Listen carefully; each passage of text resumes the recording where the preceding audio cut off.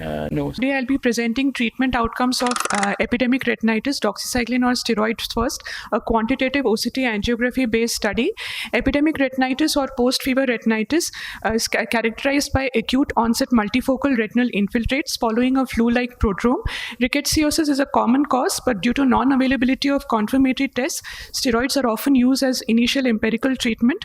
We study the flow deficit in the superficial capillary plexus following clinical resolution of retinitis using SSOCTA with ImageJ software.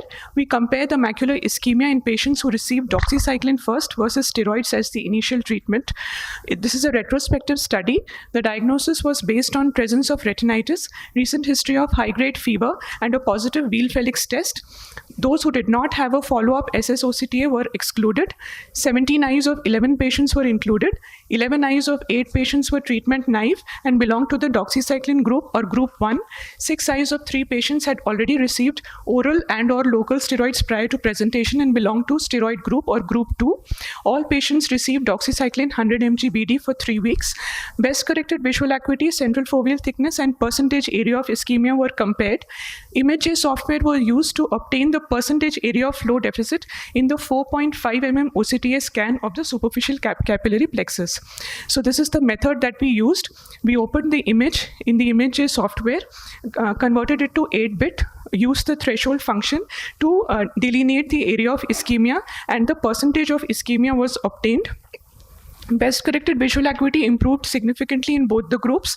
Central foveal thickness decreased, but it was not significant in group 2.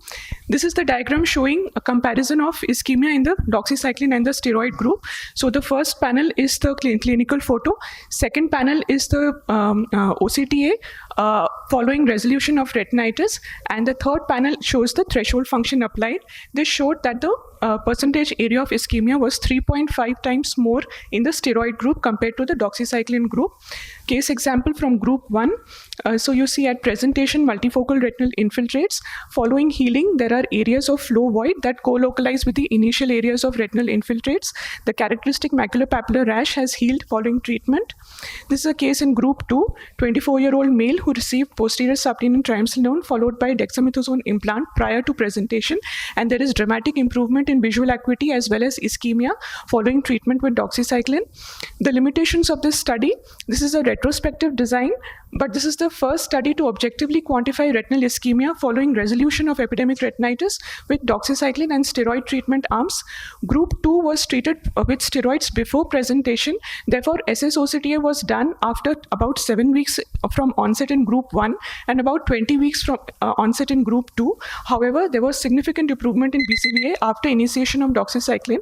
The sample size was small, but it compares the outcomes in patients who received only steroids versus early doxycycline. Therefore, steroids should not be instituted as an empirical treatment in these cases. Doxycycline results in far lesser ischemia, better visual prognosis, and quicker recovery.